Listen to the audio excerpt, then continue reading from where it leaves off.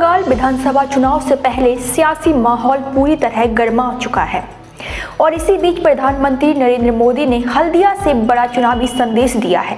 अपनी जनसभा में उन्होंने साफ शब्दों में कहा कि यह चुनाव सिर्फ सत्ता बदलने का नहीं बल्कि बंगाल के भविष्य को तय करने वाला चुनाव है। उन्होंने राज्य की मौजूदा सरकार पर सीधा हमला बोलते हुए कहा कि अब समय आ गया है कि बंगाल को नई दिशा दी जाए और विकसित बंगाल की नींव रखी जाए। अपने भाषण में पीएम मोदी ने ममता बनर्जी की सरकार पर विकास को रोकने का आरोप लगाया। उन्होंने कहा कि देश के कई राज्य तेजी से आगे बढ़ रहे हैं लेकिन बंगाल पीछे छूटता जा रहा है।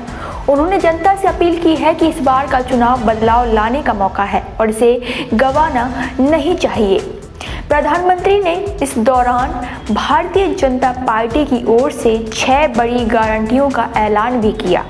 उन्होंने कहा कि भाजपा सरकार बनने पर राज्य में भय की जगह भरोसा स्थापित किया जाएगा, भ्रष्टाचार करने वालों को जेल भेजा जाएगा और पुराने मामलों की फाइलें खोली जाएंगी। उन्होंने यह भी कहा कि कानून सबका हिसाब करेगा, घुसपैठियों के खिलाफ सख्त कार्यवाही होगी और सरकारी कर्मचारियों को 7वें वेतन आयोग का लाभ दिया जाएगा। उनके भाषण का एक अहम संदेश था सबका साथ, सबका विकास और लुटेरों का हिसाब। पीएम मोदी ने बंगाल के मत्स्य क्षेत्र का जिक्र करते हुए भी राज्य सरकार को घेरा।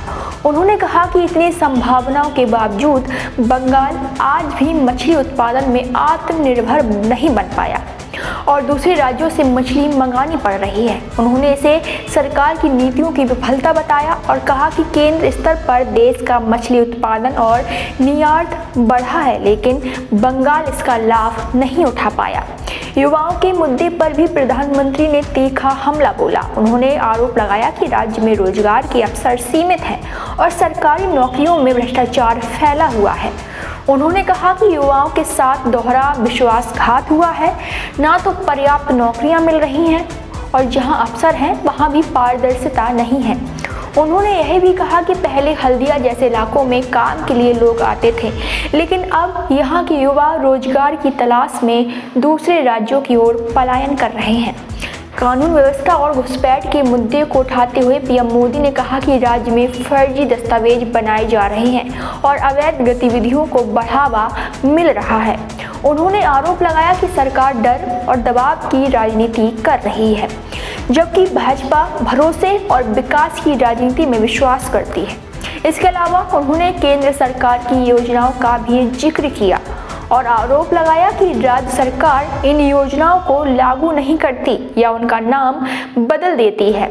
उन्होंने आयुष्मान भारत योजना जैसी योजनाओं का उदाहरण देते हुए कहा कि इससे गरीब और जरूरतमंद लोग लाभ से वंचित रह जाते हैं।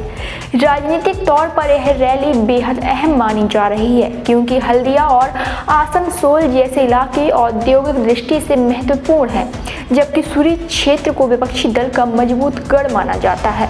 भाजपा इन इलाकों में अपनी पकड़ मजबूत करने की रणनीति पर काम कर रही है। कुल मिलाकर हल्दिया की इस रैली में पीएम मोदी ने साफ संकेत दे दिया है कि भाजपा इस चुनाव को विकास बनाम मौजूदा व्यवस्था की लड़ाई के रूप में पेश कर रही है। अब नज़र इस बात पर होगी कि जनता किस पर भरोसा जताती है और बंगाल की सियासत पर किस दिशा में आगे बढ़ती है।